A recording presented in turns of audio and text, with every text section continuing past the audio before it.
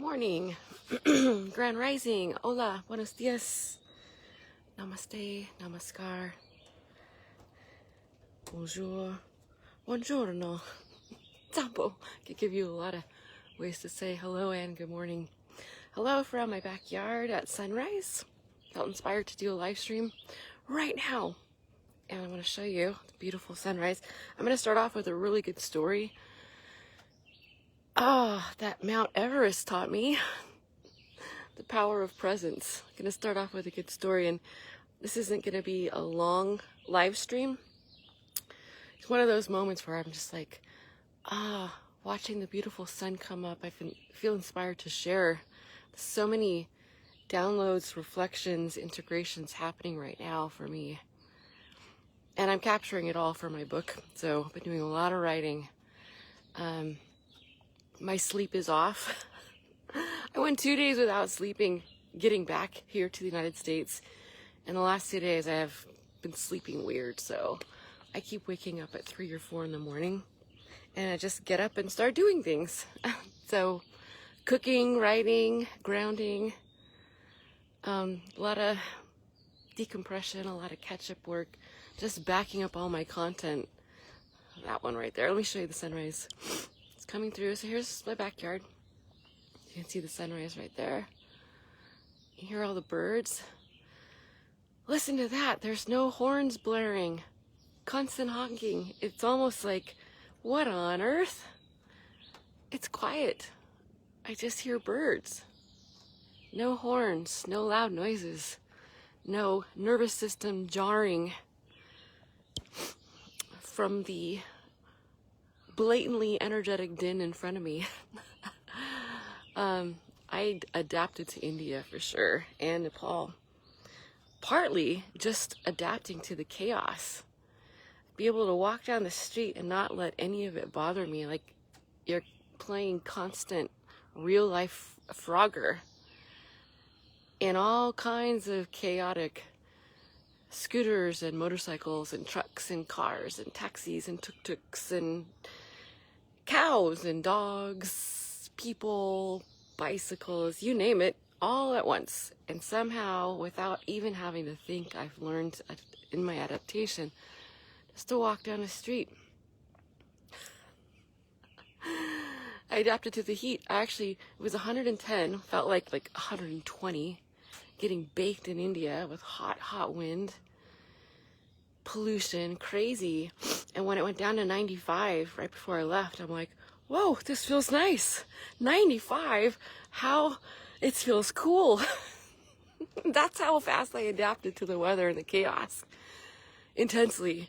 And then last night I went down to the second floor. I'm studying the hero's journey intently with the work of Tolkien and The Hobbit and Lord of the Rings. So reading those books and also dissecting the films. And you'll understand why. It has a lot to do with the backbone, the frame of my book, my first book, which is yet to be named, but I've been writing like crazy. And I really, I sense deeply that in all the films and books that we see about the hero's journey cycle, which shows up in almost all of them, but there's some that are more prevalent, like The Hobbit and Lord of the Rings. Oh, by the way, I went down to watch, and I had to put on more clothes, and it's only it was 80 degrees here in Wisconsin. It's not freezing, but I felt it was cold. That's how I adapted to India and the heat and the chaos.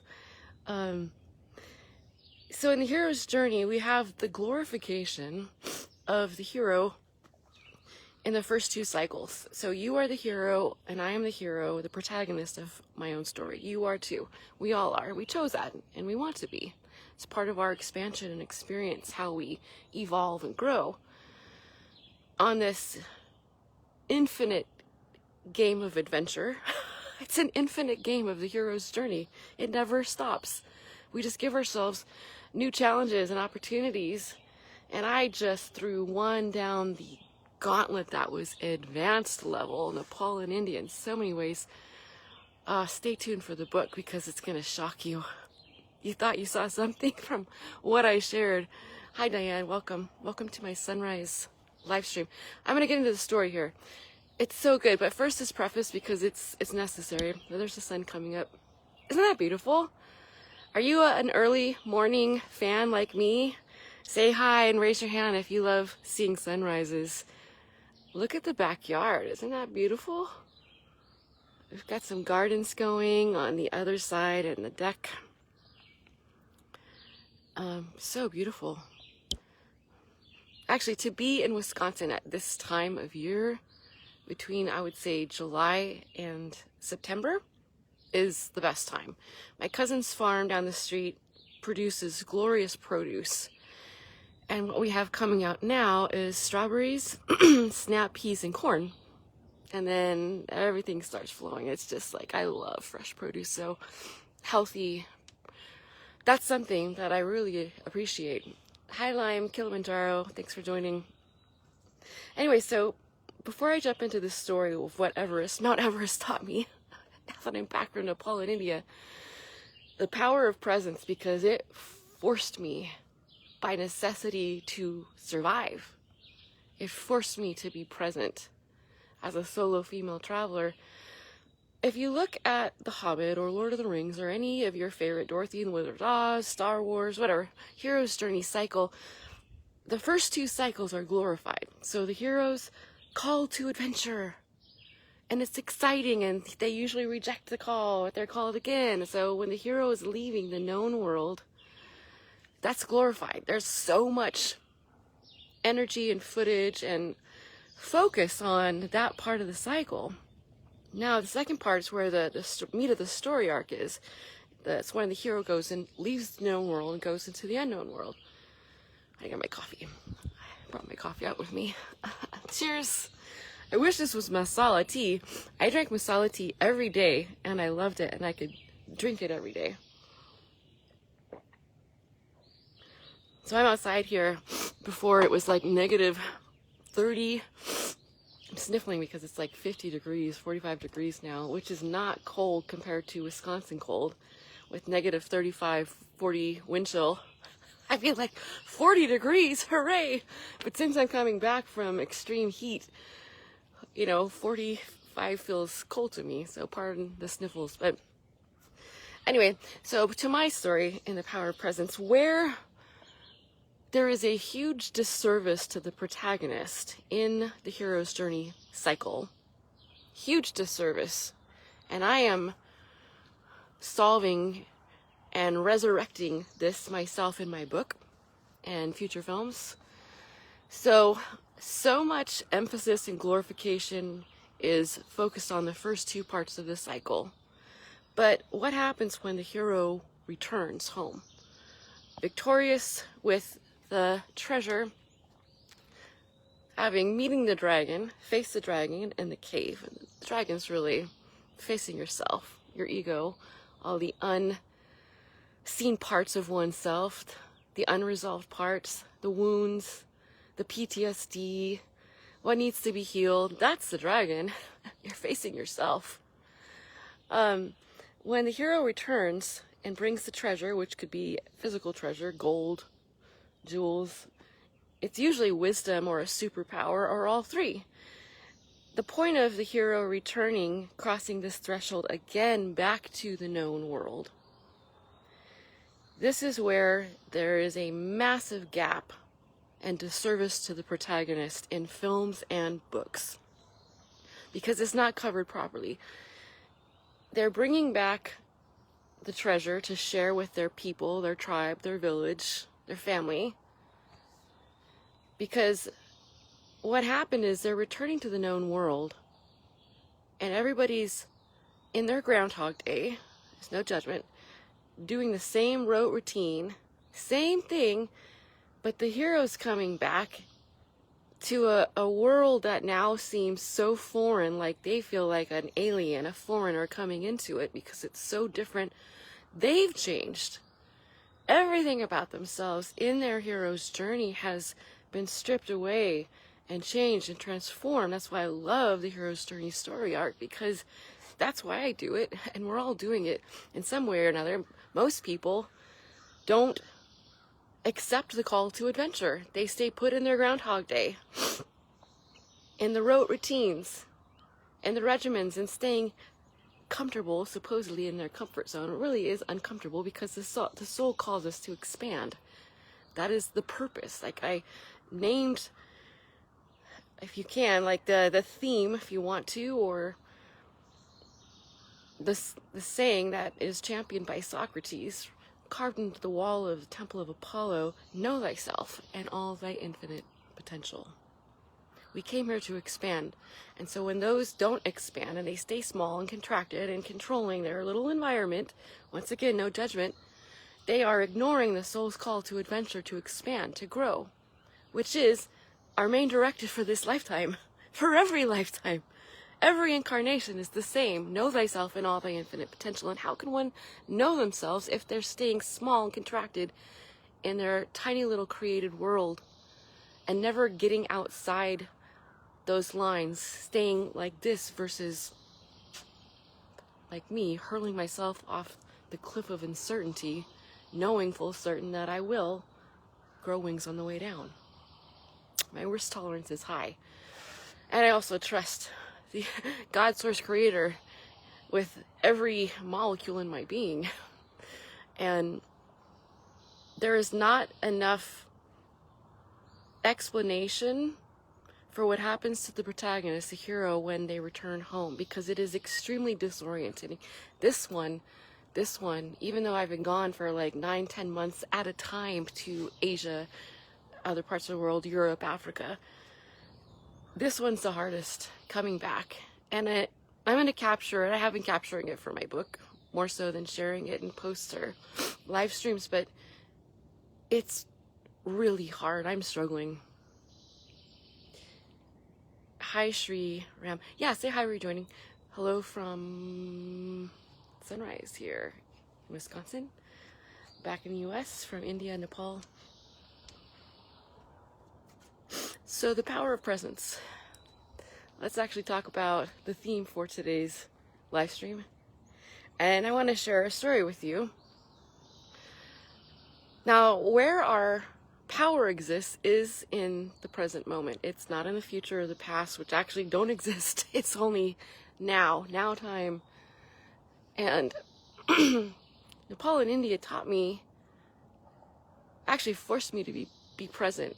If I wanted to survive as a solo female traveler, especially the way that I was extremely adventurous, I had to be present all the time.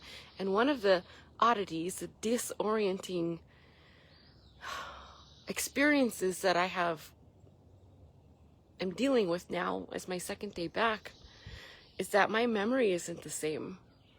And I actually researched this. Something actually biochemically changes in the brain when you are hyper-focused and hyper-stimulated constantly.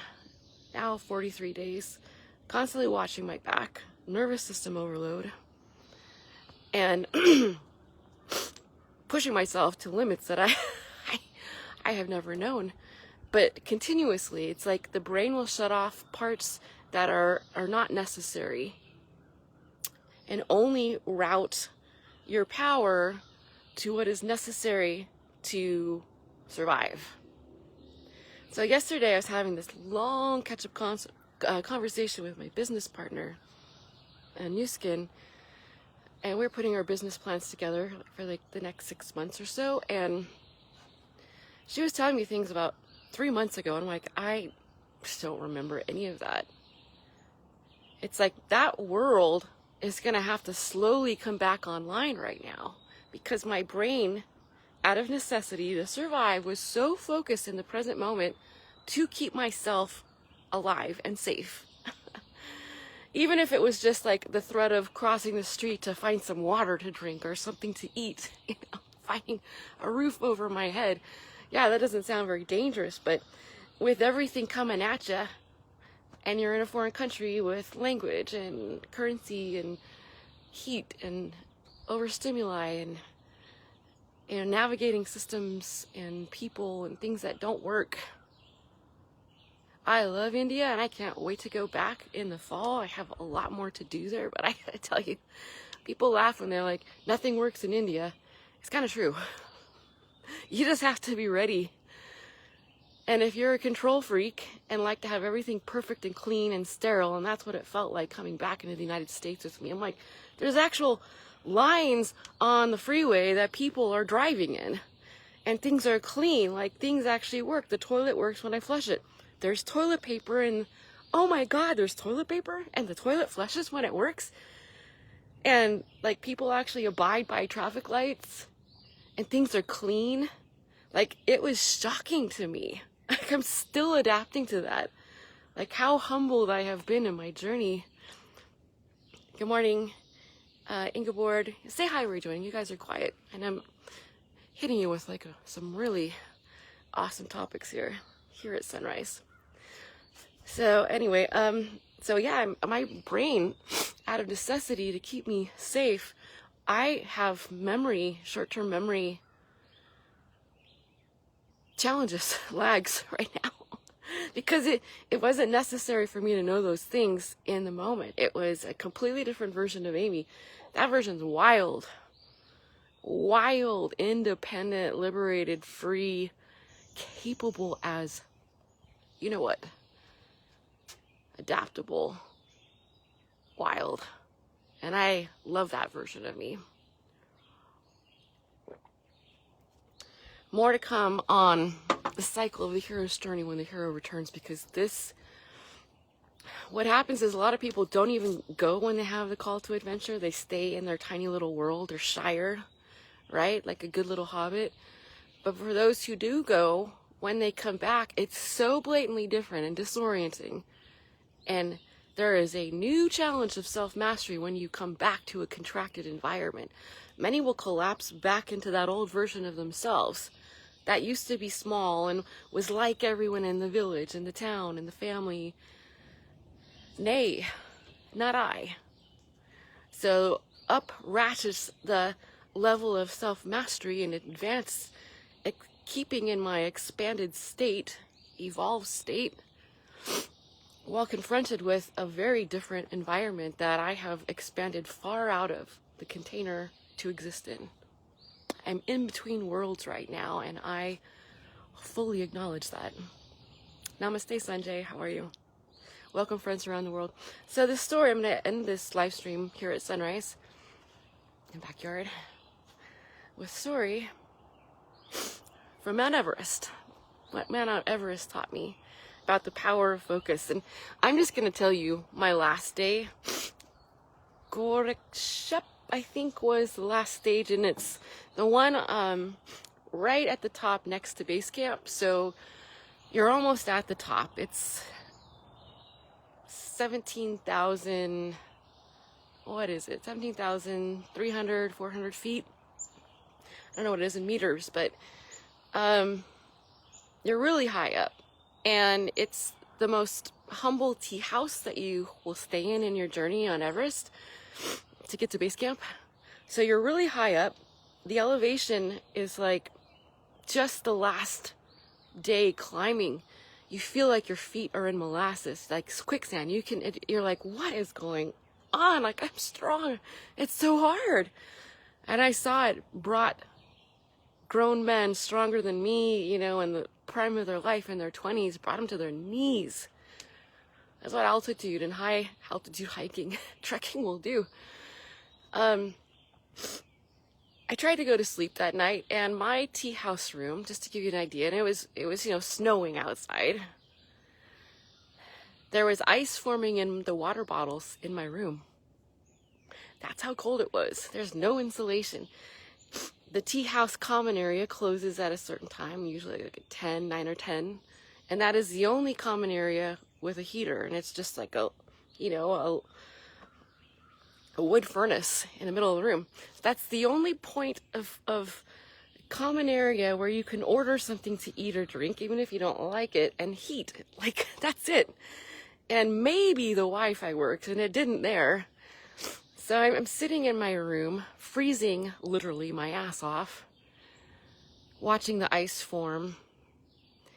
I have no way to contact the outside world. I'm trying to save my batteries because the batteries just go, you know, They go down fast in the cold. I need them for filming the next day. So I have nothing that I can do on my phones. The common area is closed. I'm stuck in my room and I'm on this long hallway with snow coming through the windows in the hallway to one bathroom that like 20, 25 people share. There's no running water in the tea house. They have no faucet. It's broken. So there's no way to like wash your face, brush your teeth, anything. Just this one toilet that you have to put water into to flush. And obviously no toilet paper. Bring your own toilet paper at all times. And it's just so gross. It's like people don't even care. They're peeing all over the floors. And then everyone has to share this one toilet. You can't go outside. It's freezing. It's snowing, right? And I remember being so uncomfortable. I was so tired and so sleep deprived. And just the altitude was really getting to me with sleep insomnia or altitude insomnia, where you wake up and it feels like someone's choking you and you're gasping for breath. You just are trying to get breath. And I say this non-metaphorically. It literally feels like the altitude is sticking its hands in your internal organs and squeezing them. It hurts. Your face hurts, your teeth hurt, your hair hurts, everything hurts. And it's so uncomfortable to sleep. And I remember like, I'm trying to drink 4 liters of water a day. And I'm having to constantly go to this horrible toilet. And it takes all my energy just to get out of bed and go to the toilet with the snow coming in. And then it takes more effort that I don't have to get back into bed and cover myself up. I don't even want to turn over because it takes too much energy. That's how intense it was. And I remember thinking in this moment, like, I have no distractions. I have no way to numb out if I wanted to. Right? Whether that's food, beer, wine, whatever. You're not drinking on Everest. I mean, you don't drink. You don't run that risk. You don't want to hurt yourself. And food was here and there. Like it was, you had a limited amount of time to go get food. It's closed. You can't get it now. You can't talk to anybody. It's a bunch of climbers trying to wake up at 3 a.m. to go catch Everest, the view of Everest at sunrise. Everyone's tired, uncomfortable, irritated. And I remember in this moment, like, the power of focus and surrender for me. I'm like, there is nothing that I can do but be in the present moment now. I'm forced to. Everest is forcing me to, without any distractions, any ways to numb out, to somehow give comfort to myself. I can't even watch something on my phone. There's no Wi-Fi. And of course, data doesn't work at that altitude, right? And I'm like, all I can do is be present in the moment and face myself. Face my fears, my doubts, my irritations, whatever is coming up. It's like that altitude is squeezing it out of you so you can look at it and acknowledge who you are, where you are. Like, the power of present moment, man. I got so present climbing Everest Base Camp, and there was no other decision to be anything else. That was it. And I understand why people go kind of nutty up there. I mean, I'm by myself. I don't even have a partner to talk to. Because a lot of people are too scared to look in the mirror.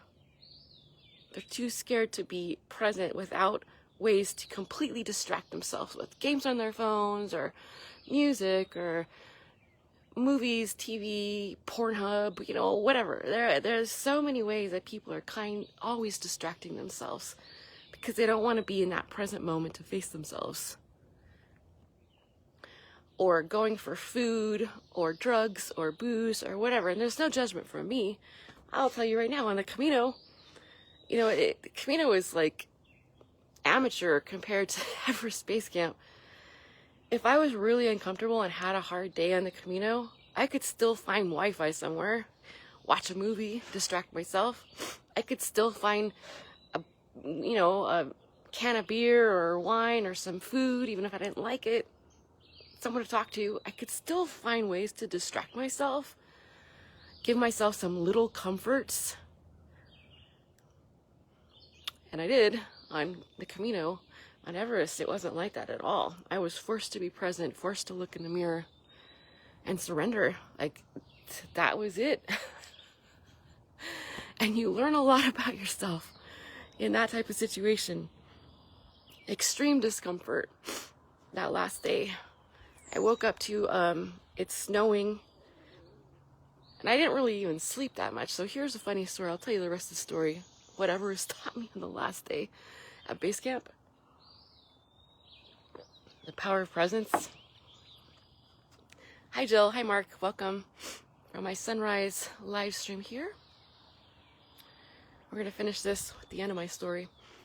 You're gonna have to stay tuned for the book. Oh, this book is gonna be so good, and it's gonna be shocking to a lot of people. It is so raw, and so real, and so revelatory, all at the same time. So everyone's waking up at 3 on my tea house there at the last stage next to Everest Base Camp.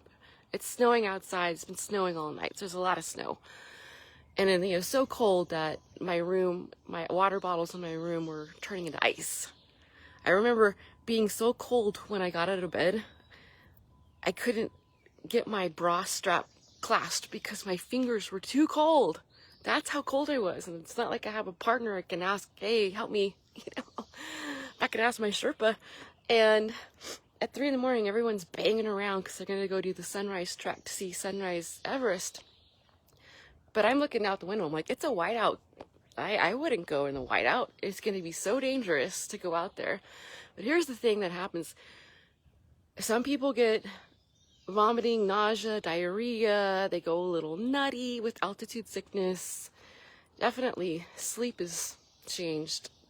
Everyone's going to react differently to altitude sickness. And for me, altitude hit me hard in the sinuses.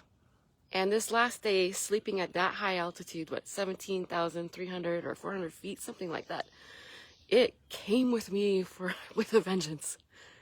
And when I woke up at 3 a.m. to see whiteout, snowstorm, people still going out to try to get a glimpse of Everest, I looked at my little pocket mirror that I have, which is attached to this tiny little hairbrush, and I could barely see out my eyes. Like, it looked like I got in a big old fight and got punched out. I lost. That's how bad it was.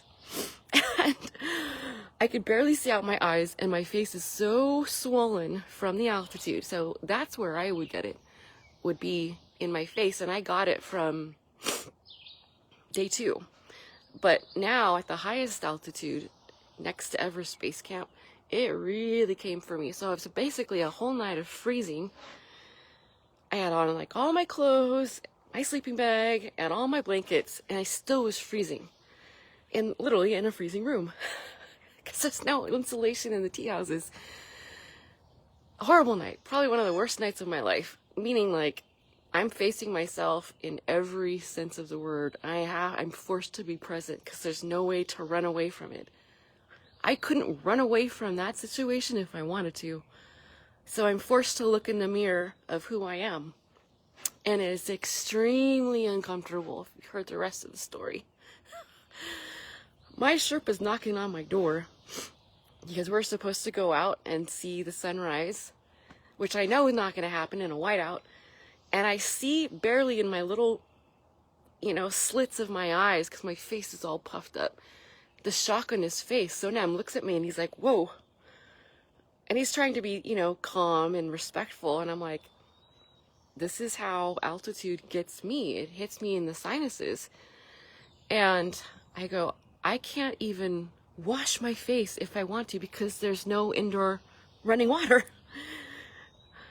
And I'm like, if I wanted to take this swelling down and like massage my face and try to get it down, like I don't even have that luxury. I'm having to break ice in my water bottles because it's frozen in my room to try to massage it into my face because there's no running water in the tea house.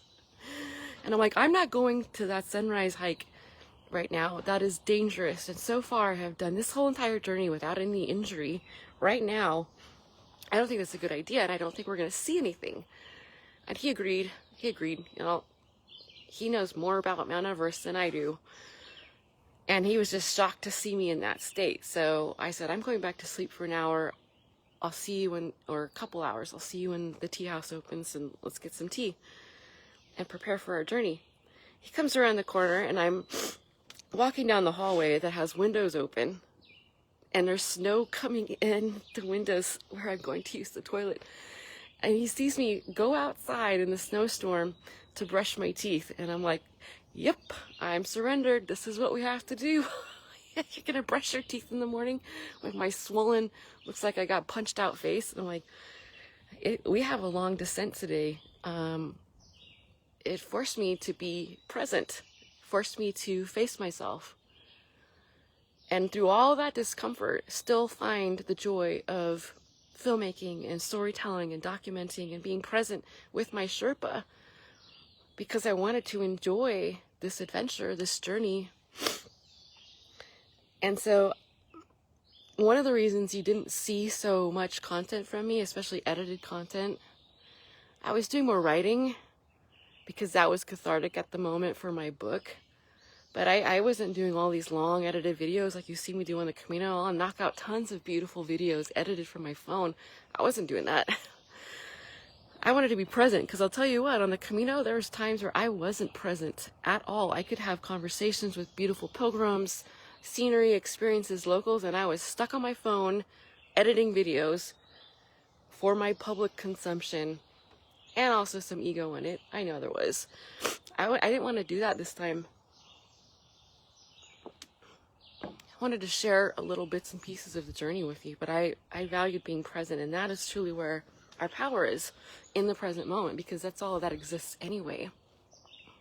It's something that one of my teachers, Master R, really instills. It's like, you want to judge how successful your day was? Here, I'll leave you with this. A lot of people, they look at the hustle and grind, like, how much money did I make today? Or did I get my huge to-do list done? Productivity, run, force, do, push. And I gotta tell you, that hustle grind is so not my jam at all. I prefer the next level of consciousness, which is perpetual flow state, where it's flowing through you. That's true power. Not hustle, force, push, control. And it was shocking for me to come back in the last 2 days, and I just happened to look on Facebook, because I'm really not on social media so much anymore, and just see that so prevalently. There's so much hustle and grind, force, control, which is an illusion, because that's not where I've been living. So Master R, my teacher, who is amazing, and highly recommend, if you're ready for self-mastery, to check out Master R. He says, how do you measure the success of your day? He goes, I'll tell you how I measure it. How present was I during the day?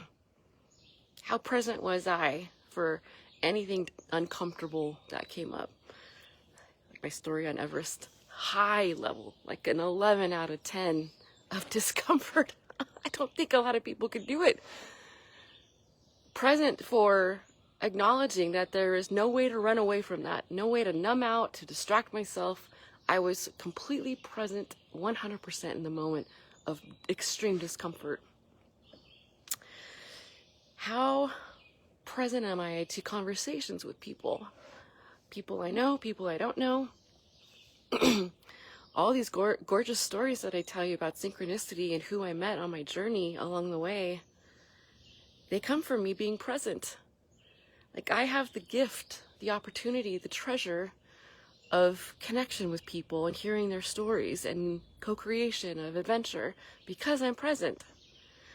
I'm not stuck on my phone playing games or watching videos or just doom scrolling. I'm not running away from discomfort. I'm present. So if you want to win the day, if you want to be successful, and I found this to be true because our power is in the present moment alone, then work on being present and not having any knee-jerk reaction, fight or flight, to run away from discomfort or expansion or evolution. Those are the times that we grow. We get to expand and to acknowledge yourself exactly where you are. Look in the mirror. It's a beautiful thing, and 'tis why we came, to expand, to experience, to know myself in all thy infinite potential. And I'm so grateful, even with the plethora of challenges, advanced challenge level, like I got my black belt in the dojo of travel, because it gave me the opportunity to expand, grow, evolve, learn, become a better version of myself, which is why we're here, to expand. And I have learned so much about the power of being present. In fact, it was forced upon me, and I appreciate it. And there's going to be more, a lot more of this theme and many other powerful themes in the book that I'm working on right now. So stay tuned for that. I'll drop some gems here and there in live streams. Thank you for joining me on this spontaneous sunrise live stream here, back in the United States. Now my second day back. And yeah, I'd love to hear your insights, your thoughts, your questions. Please reach out to me privately or publicly. And stay tuned for so much more. Oh, there's so much more coming. Thank you for coming with me on this journey, the Courageous Heart Expedition, which is not over. It's still going. Thank you for coming with me, and stay tuned for so much more. Mwah! I love you. I'll see you on the next video.